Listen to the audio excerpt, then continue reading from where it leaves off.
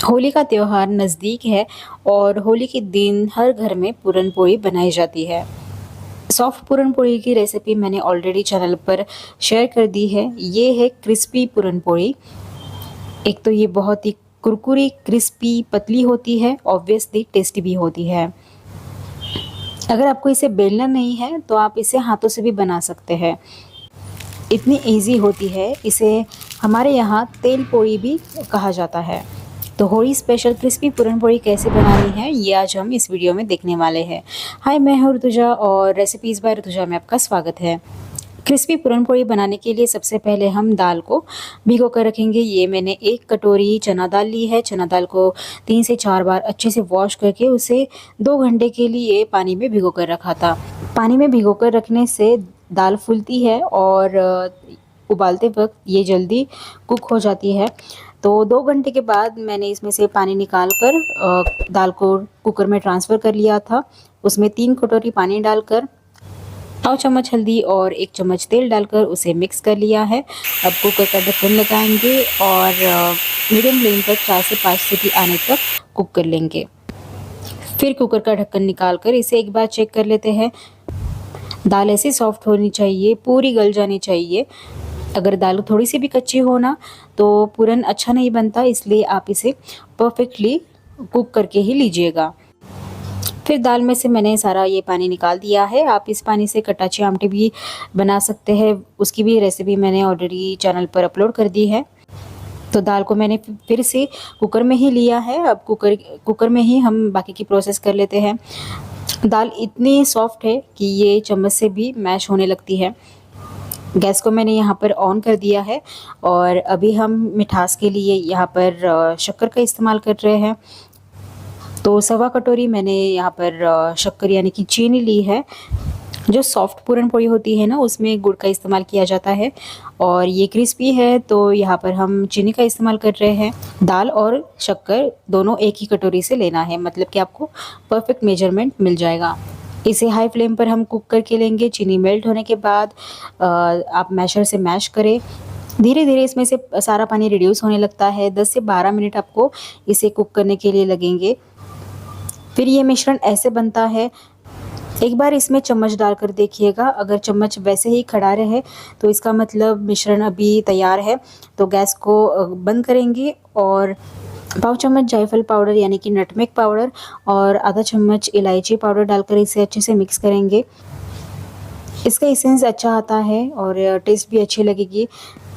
अब ये मिश्रण गर्म है ना, तब तक हमें इसे बारीक कर लेना है। तो एक पूरन यंत्र या फिर इस तरह की पूरन जाली आती है, उसका यूज़ करके आपको इसे बारीक कर लेना होगा। एक कटोरी या फिर एक ग्लास का इस्तेमाल करें और इसे ऐसे बारीक करते रहे। मैशर से भी आप इसे गोल गोल घुमाकर बारीक कर सकते हैं। अब ये जो तैयार है ना, उसे पूरन कहते हैं। तो ये बहुत ही सॉफ्ट होना चाहिए, बहुत ही टेस्टी भी लगता है। आप इसे स्टोर करके भी रख सकते हैं फ्रिज में और जब भी आपका मन करे आप इसकी पूरन पोली बनाकर खा सकते हैं। तो चलिए अब आटा लगाते हैं। आटा हमें मैदे का लगाना है। तो 2 कटोरी मैंने यहाँ पर मैदा छान कर लिया है। दाल, शक्कर और मैदे के लिए मैंने 1 ही कटोरी का इस्तेमाल किया है। मैदे में अब जाएगा पाव चम्मच हल्दी पाउडर, थोड़ा सा नमक डालेंगे हम, स्वादानुसार नमक डालें और फिर इसमें 2 टेबलस्पून तेल डालकर पहले इन सारी चीज़ों को मिक्स करें। फिर इसमें हम पानी डाल लेते हैं और एक बहुत ही सॉफ्ट आटा लगाना है इसका। डेली हम रोटी के लिए जो आटा लगाते हैं उससे भी ज़्यादा सॉफ्ट होना चाहिए। वैसे तो पूरन पोली ना हर जगह, हर घरों में अलग-अलग तरीके उनसे बनाई जाती है। तो जो मैं आपको तरीका दिखा रही हूँ ये बहुत ही ईज़ी है। अगर आप पहली बार भी बना रहे हो ना तो आपकी एक परफेक्ट पूरन पोली बनकर तैयार हो जाएगी। तो देखिए मैंने यहाँ पर बहुत ही सॉफ्ट वाला आटा बना लिया है। इसे 4 से 5 मिनट तक अच्छे से गूँथ लेना होगा। अब इसे आधे से 1 घंटे के लिए ढक कर रखना है, लेकिन उससे पहले ऊपर की तरफ हम थोड़ा सा तेल का हाथ लगाएंगे ताकि ये ड्राई ना पड़े। अब 2 घंटे यहाँ पर हो चुके हैं। पूरन पोली बनाने के लिए लेते हैं। तो इस आटे को फिर से 1-2 मिनट के लिए गूँथ लेंगे।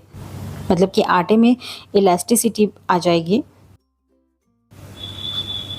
अब आटे में से एक नींबू साइज़ की लोई लेकर उसे अच्छे से चिकना कर लेंगे और फिर कटोरी का शेप दे देंगे। उसमें भरना है हमें पूरन की लोई।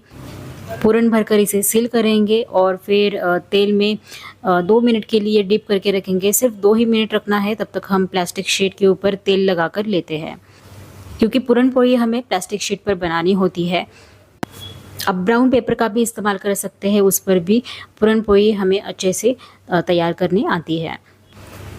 फिर आटा और पूरन की जो लोई बनाकर हमने रखी थी, उसे हम प्लास्टिक शीट के ऊपर ले लेंगे। सेंटर से इसे फैलाते जाएंगे, मतलब कि हल्के हाथों से ही इसे फैलाना है, स्प्रेड कर लेना है। अंदर का जो पूरन है वो सारे कोनों तक इवनली स्प्रेड हो। आटा एकदम स्मूथ होने की वजह से इसे फैलाना बहुत ही आसान होता है। बिना बेलन का इस्तेमाल करके सिर्फ हाथों से भी आप पूरन पोली बना सकते हैं। अब इसके कॉर्नर्स बाहर की तरफ खींचने के लिए बेलन का इस्तेमाल कर रही हूँ। एकदम पतली पोली बनाई है मैंने, तो इसे प्लास्टिक शीट से निकालकर इस तरह से बेलन पर ले लेंगे। गैस पर मैंने तवे को गरम करने के लिए रखा था। मीडियम हीट पर इसे गरम कर लेंगे और फिर वीडियो में आपको दिखा रही हूँ कि पोली को तवे पर कैसे छोड़ना है।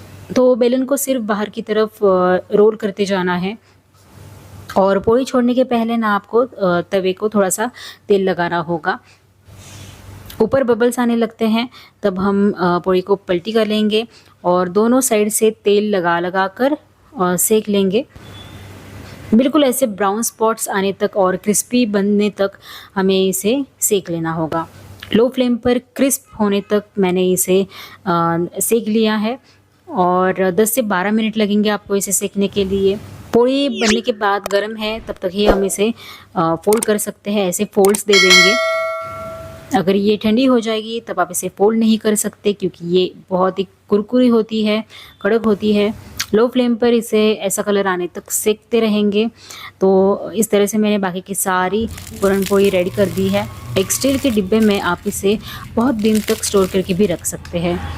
चाय के साथ इसे एंजॉय करें और जल्दी से बना कर देखिए रेसिपी को। तो ये डिफरेंट स्टाइल की पूरन पोली अगर आपको पसंद आई हो तो वीडियो को लाइक और शेयर ज़रूर कर देना। चैनल को सब्सक्राइब करके रखें। मिलती हूँ आपको नेक्स्ट ऐसे ही अलग अलग रेसिपी के साथ। Till then take care, bye bye.